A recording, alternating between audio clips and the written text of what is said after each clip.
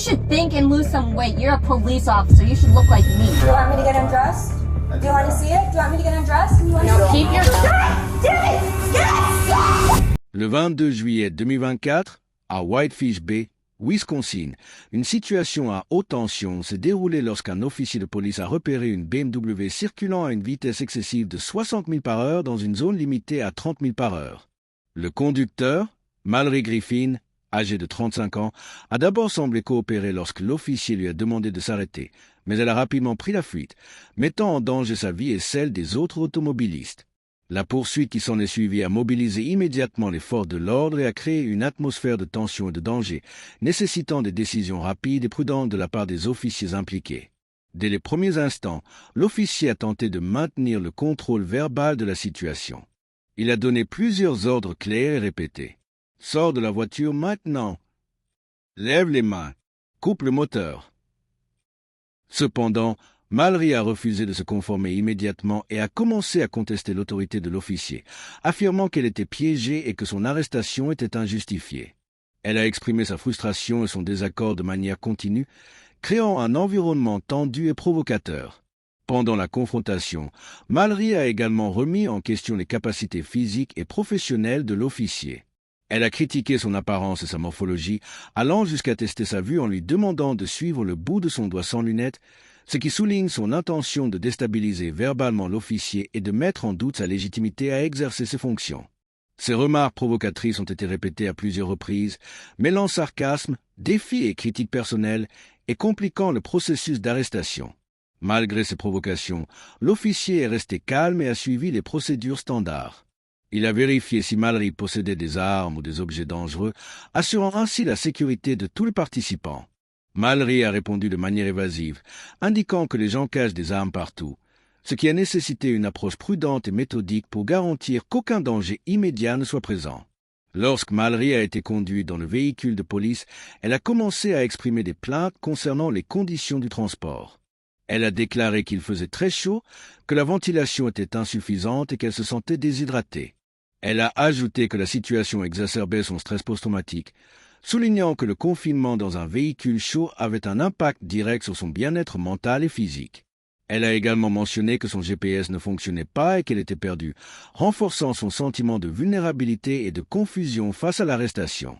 Tout au long de l'interaction, Mallory insiste sur sa sobriété. Elle affirme ne pas avoir consommé de drogue ni d'alcool, tout en rappelant que le cannabis est légal dans l'Illinois et le Wisconsin. Elle continue à critiquer les compétences et l'apparence des officiers, les insultant et remettant en question leur légitimité, tout en mettant en avant son propre état physique et ses capacités. Les officiers entreprennent alors des tests de sobriété sur place. Mallory refuse de marcher en ligne droite, attribuant cette incapacité à ses pieds plats et rappelant une précédente arrestation injuste en Indiana pour ivresse présumée. Elle exige que les instructions soient fournies par écrit, affirmant qu'elle est une apprenante visuelle. L'officier tente de guider Mallory verbalement, répétant les instructions et expliquant chaque étape, mais elle persiste dans son exigence d'un support écrit. Mallory met en avant ses aspects médicaux et psychologiques, mentionnant le Xanax qu'elle prend au besoin et qu'elle a été hospitalisée l'année précédente pour des raisons psychologiques. Elle critique la police pour ne pas avoir posé de questions simples sur sa santé avant l'arrestation, estimant que ces interrogations auraient pu éviter la confrontation.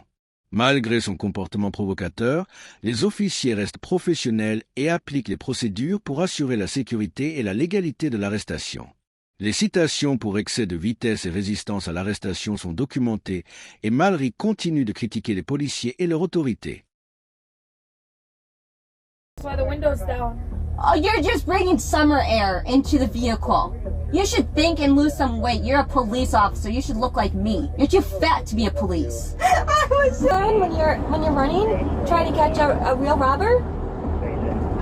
Don't your glasses fall off? I used to wear glasses when I used to do hair, and they used to slip off my face. You do know that you're driving me somewhere illegally.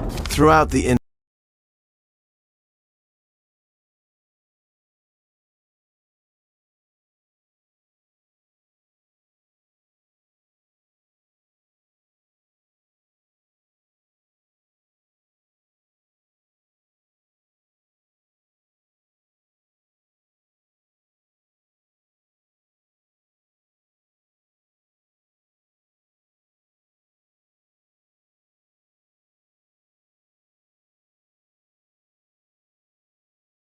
Keep your pants up. You don't need that.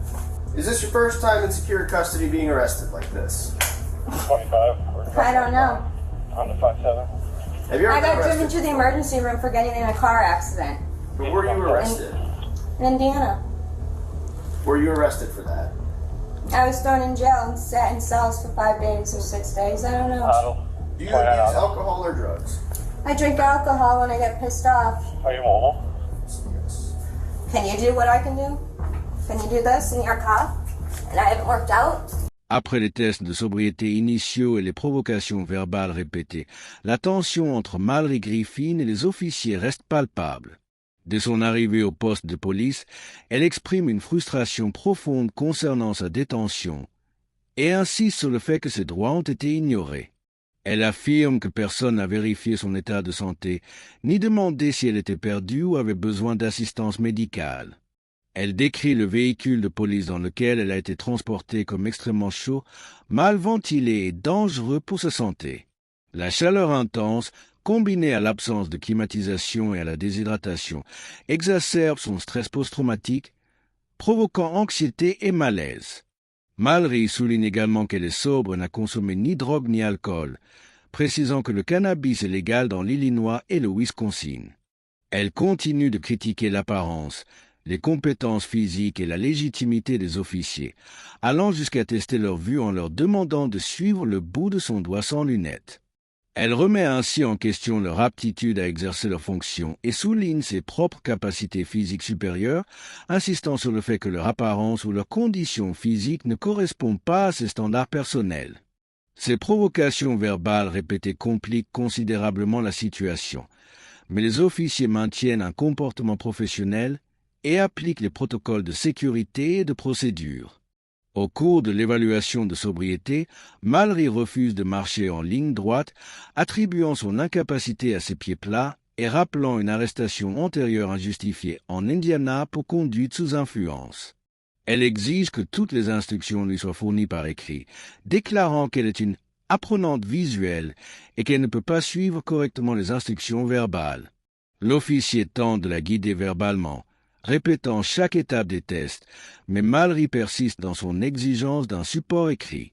Elle conteste la compétence des officiers à administrer les tests et met en avant son propre état physique et psychologique pour justifier son refus de coopérer pleinement. Tout au long de l'interaction, Mallory met en avant ses besoins médicaux et psychologiques. Elle explique qu'elle prend du Xanax selon ses besoins et qu'elle a été hospitalisée l'année précédente pour des raisons psychologiques. Elle critique la police pour ne pas avoir pris en compte ces informations avant l'arrestation et insiste sur le fait que l'absence de questionnement sur son état de santé ou son orientation a aggravé la situation. Elle exprime également des préoccupations concernant ses conditions de détention, soulignant que la chaleur et le manque d'air dans le véhicule constituent un danger pour sa santé et exacerbent son PTSD. Malgré le comportement provocateur de Mallory, les officiers continuent à appliquer les protocoles de manière méthodique et professionnelle. Ils rappellent ses droits, vérifient la présence d'armes ou d'objets dangereux, documentent ses infractions et veillent à ce qu'elles ne représentent pas un danger pour elles-mêmes ou pour les autres. Chaque étape est menée avec prudence, en respectant la législation et les standards de sécurité. Mallory continue de critiquer les tests de sobriété, refusant de marcher droit ou de lever ses pieds conformément aux instructions. Elle insiste pour que chaque étape soit expliquée de manière visuelle et continue à questionner l'efficacité et la légitimité des procédures. Elle souligne également que ses hospitalisations passées et ses troubles physiques justifient sa non-coopération et remet en question la légitimité de toute arrestation basée sur ces tests. Au fil de la journée, Mallory exprime également ses préoccupations concernant la sécurité et la légalité de son arrestation. Elle affirme que les officiers n'ont pas posé de questions simples, telles que vérifier si elle était perdue, diabétique ou en difficulté, ce qui aurait pu éviter toute confrontation inutile. Elle critique la police pour avoir ignoré son état médical et psychologique, mettant en avant le fait que la détention dans des conditions inappropriées constitue un risque sérieux pour sa santé. La situation illustre la complexité des interactions entre la police et un individu non coopératif avec des besoins particuliers. Mallory continue de poser des questions répétitives, de contester les instructions et de critiquer les officiers, tandis que ces derniers maintiennent leur professionnalisme et appliquent les protocoles avec rigueur. Les tests physiques et verbaux montrent les défis liés à la gestion d'une personne en détresse psychologique ou physique qui refuse de coopérer et soulignent la nécessité de patience, de discipline et de connaissance des procédures pour assurer la sécurité et la légalité. L'affaire de Mallory Griffin est révélatrice des défis auxquels les forces de l'ordre sont confrontées lorsqu'un citoyen refuse de coopérer et présente des besoins particuliers. Elle démontre que des actions imprudentes, comme excéder la vitesse limite, peuvent rapidement se transformer en situation tendue, surtout lorsqu'elles impliquent des personnes ayant des troubles psychologiques ou médicaux. Les policiers ont dû gérer simultanément la sécurité publique, les provocations verbales et les besoins de santé de Mallory, tout en appliquant les procédures de manière légale et professionnelle. Cette affaire rappelle que chaque action a des conséquences et qu'aucun citoyen n'est au-dessus de la loi. Elle met en évidence l'importance de la communication, de la procédure et du respect des droits individuels. La patience, la discipline et le professionnalisme sont essentiels pour éviter l'escalade, assurer la sécurité de tous et gérer les situations conflictuelles de manière efficace. Enfin, elle souligne la nécessité pour les forces de l'ordre d'adapter leur approche aux besoins particuliers des individus tout en maintenant l'ordre et la légalité.